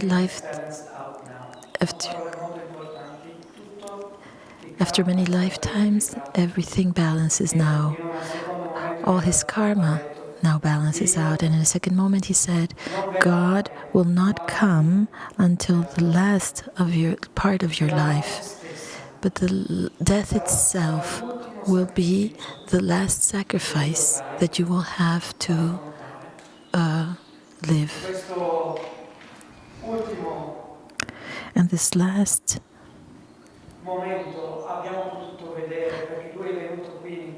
we saw this personally because he came to Italy after many years in India. He came in 2013, in February, probably January, February, and he was ever more secluded. He would see very few people, probably just the ones that were very close to him. And we all knew that he wanted to enter his seclusion. but we would not imagine, could not imagine that the time had arrived. Then there was Easter of 2013, and this temple was so full of people. We will see the video. And just before that, he had written a letter to the whole community, but we didn't know, but it was his way to say goodbye, and he asked Sahaja to translate it. And during this last public discourse, for many of us it was the last, he asked Sahaja to read it. This message, last message that I have to give to everyone. And so let's listen to it.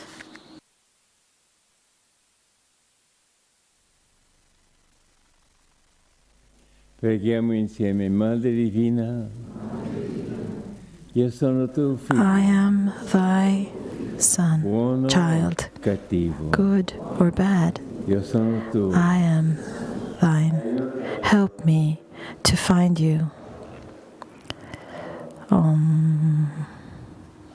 Amen.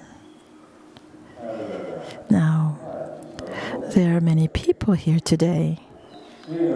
First, I wish Sahaja, I wish that she reads a letter that I have written to all in English. She has translated it.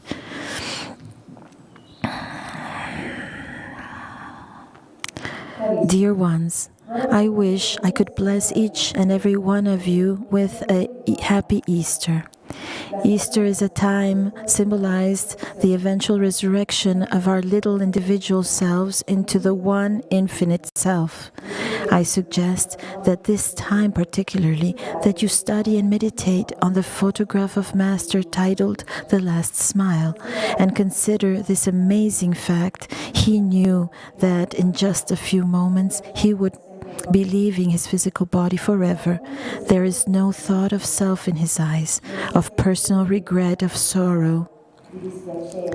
Clearly visible in his eyes and his facial expression is his unconditional love for all mankind, his readiness to return again and again. As he puts it, as long as one stray brother sits weeping by the wayside. Such love for ego-centered humanity is not even conceivable. And this was the love Jesus too felt for all humanity. People weep for him and his suffering on the cross. His suffering was only for humanity that blindly rejects God's love and substitutes for it vengefulness and hatred. I have been going through a personal Armageddon. Nothing in this world attracts me anymore. Nothing at all holds my pleasant memories.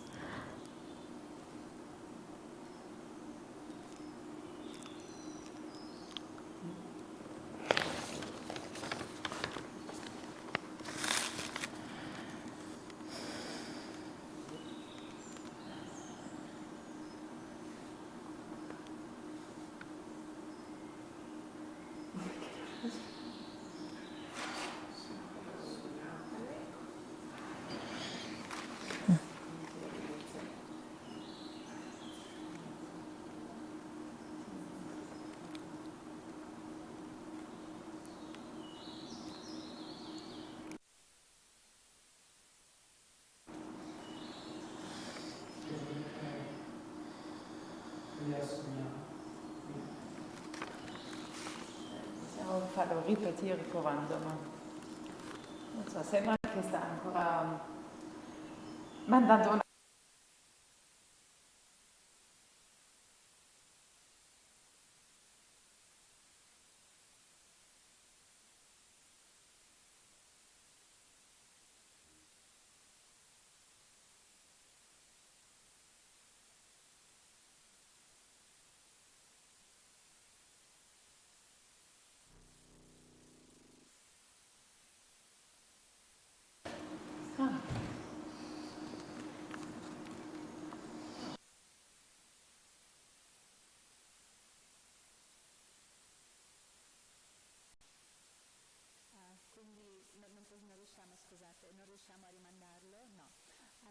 Sent it on, so I don't have this letter, but this letter was very deep.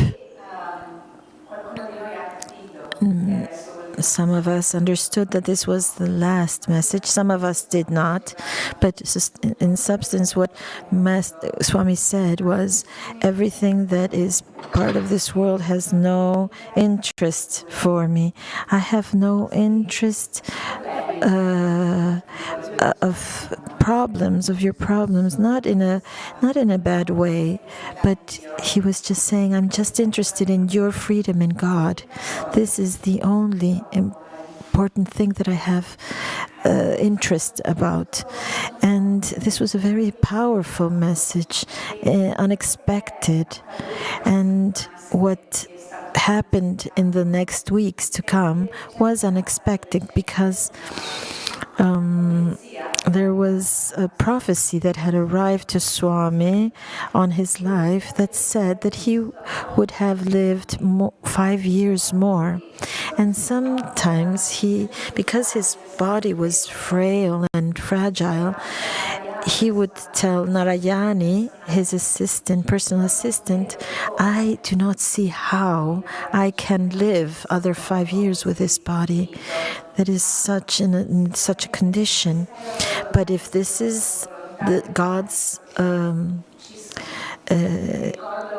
desire, I will live them.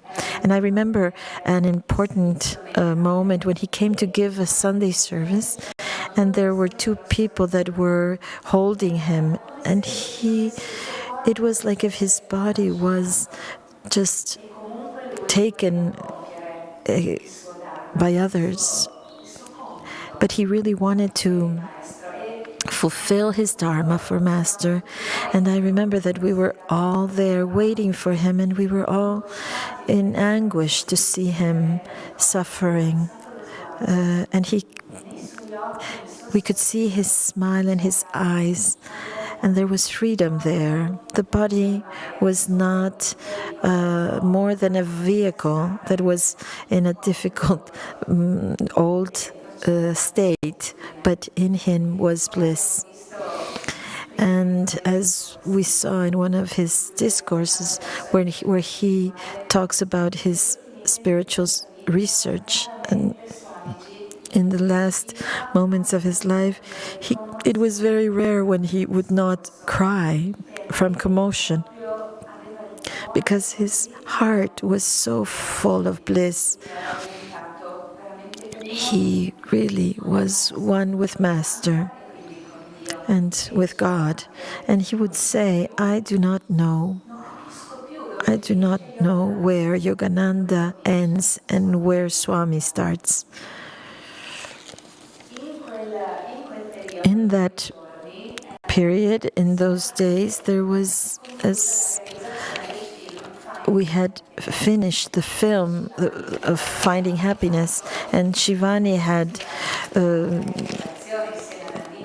helped with the production of this movie with Nandini and others. She asked, do you want to watch the movie, Swami? And that was the last moment when he invited a few of us to be close to him. And those watched this first edition of Finding Happiness that had been finished, and everyone was really moved, and Swami was very moved, and he said, I just feel that my Master is happy. I feel that, and I feel that my life and my mission has ended. And then he said to Narayani, his assistant, I am ready to go. If Master wants me, I am ready. I feel that I've finished my task. And probably Master decided that it was the moment to liberate him. Let's liberate him as Yogananda had had said, at the end of your life, you will be free in God.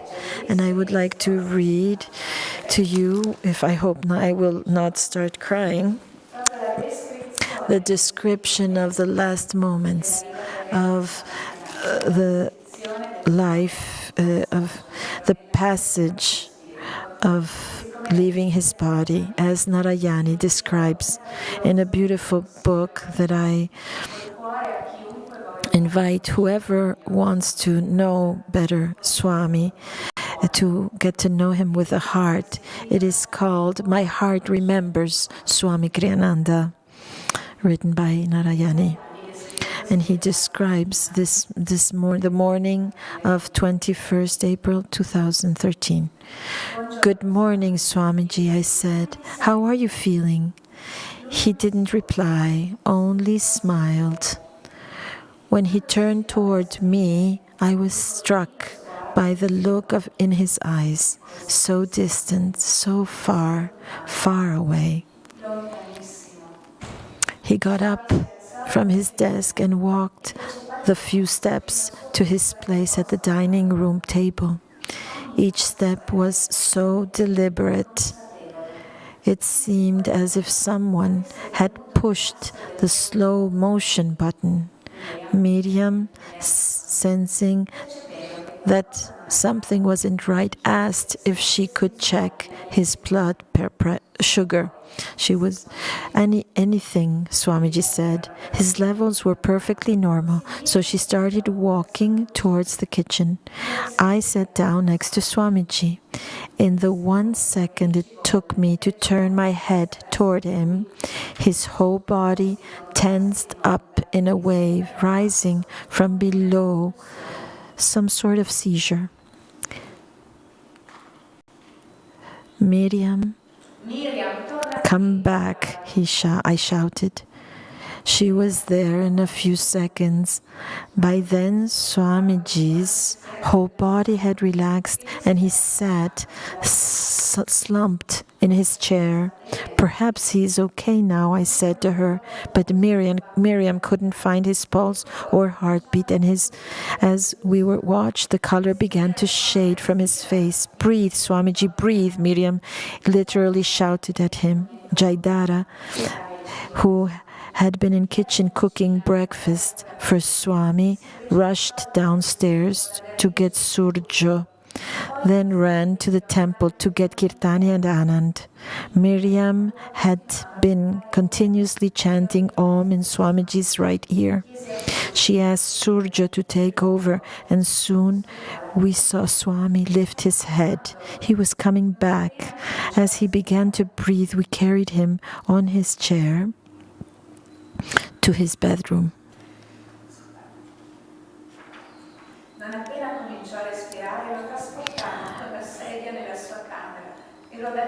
And laid him on the bed. By this time, Kirtani and Anand had arrived. For 15 minutes, we all chanted Om aloud, Surjo, directly into Swami's right ear. Swami took one breath, then for several seconds, nothing.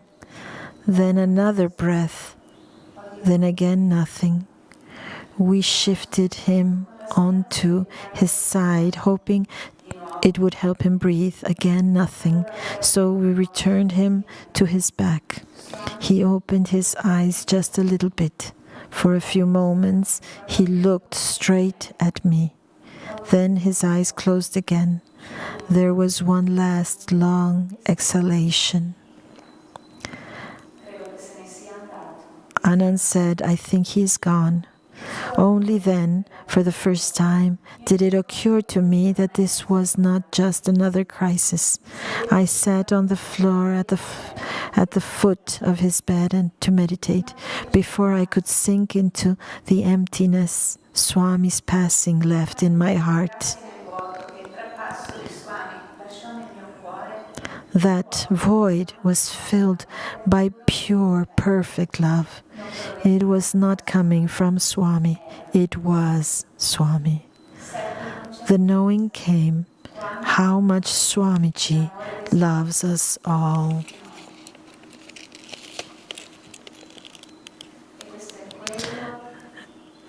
And this is what we all perceived, not only Narayani.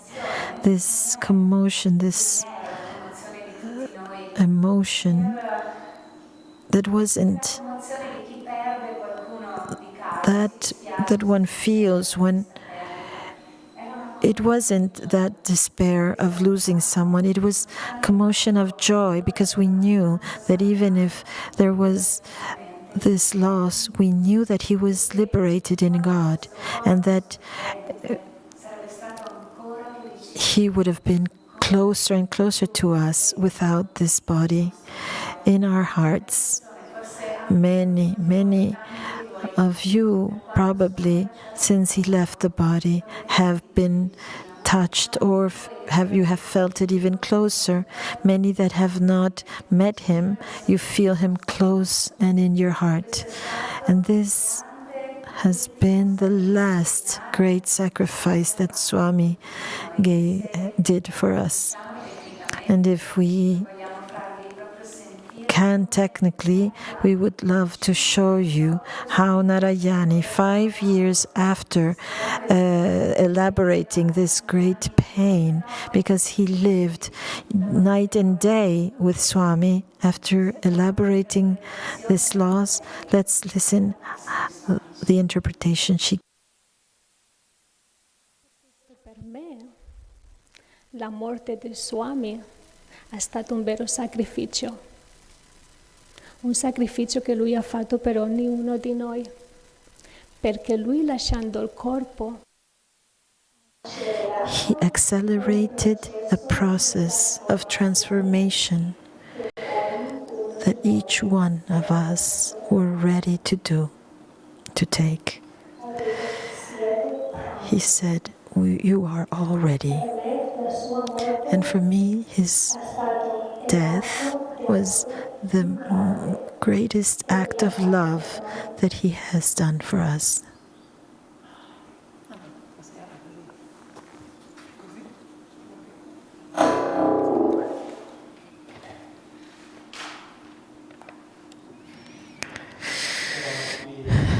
There were here hundreds of people, and Swami was here in front of the altar.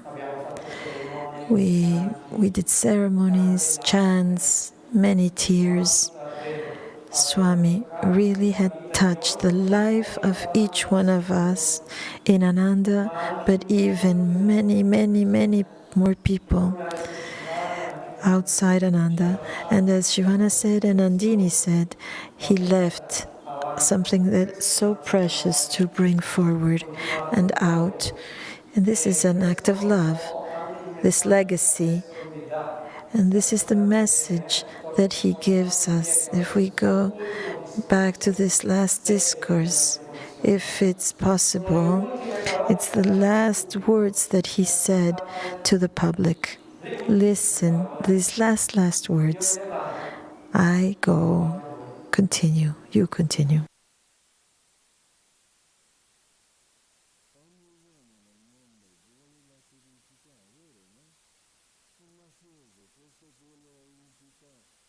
Happiness, power, and destruction, because he thinks that this way he will find happiness.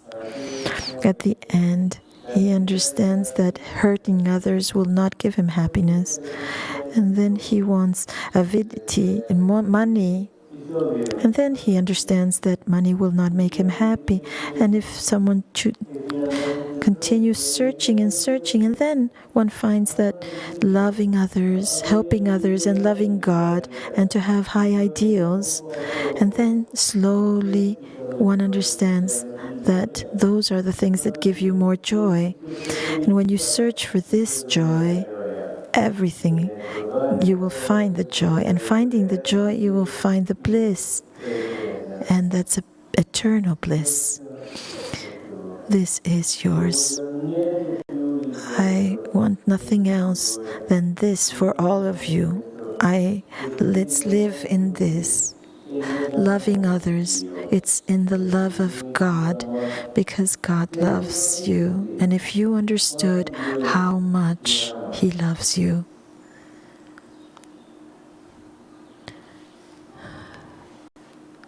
you would die of joy.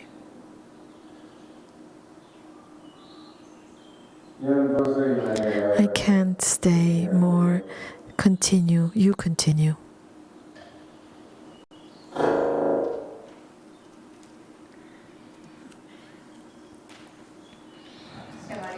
We have arrived to the last. It's not the end.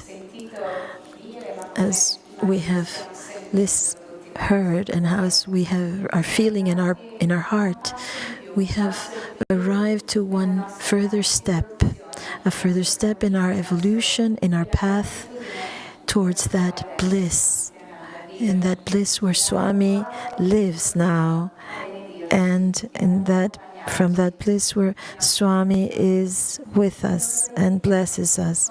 So if we invite him as a precious friend, as a great guide that wants only our well-being, our immersion together with him into this great bliss. And that is the only thing that our soul is searching for and is always wanted. So let's just take a moment to interiorly honor and with gratitude honor Swami's life, his teachings and his example, his books, his vibration, the vibration of his music through the communities, through his discourses, with his friendship in God. Now you can together with me, let's pray. Beloved Swami Kriyananda, our divine friend, we are grateful to you for being present in our life as a great light, a great friend that helps us to go closer to God. Thank you for your example, and give us the strength and inspiration every day to walk through your footsteps until we arrive to our final liberation in God, in this life. Om Shanti, Shanti, Shanti. Amen. Now, dear friends, thank you. Thank you from our heart for being with us, in this path towards light, to help us elevate the consciousness on this planet, even if we are not here together. I want to thank all the technical team from Jyoti for the translation. It was a bit complex this morning, but I hope that we found inspiration. And for those who want to stay, we are going to have the last chant, feeling Swami that sings together from his heart. Io cuore tuo, Signore, sempre tuo, cantando a te, amando te, nella gioia del cielo vivrò. Il mio cuore tuo, Signore, sempre tuo, cantando a te, amando te, nella gioia del cielo vivrò. Il mio cuore tuo, Signore, sempre tuo, cantando a te, amando te, nella gioia del cielo vivrò. You fill my heart with music, I dance through life with thee. I sing your song and sorrows gone, in joy I live ever free. You fill my heart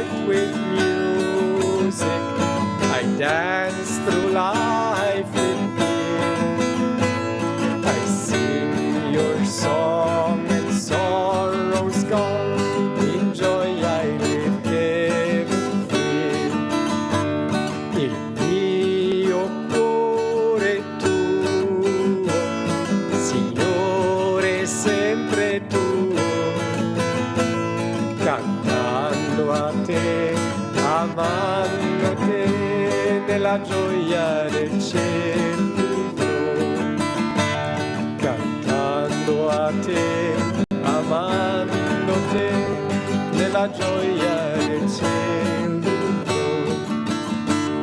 cantando a te, amando te nella gioia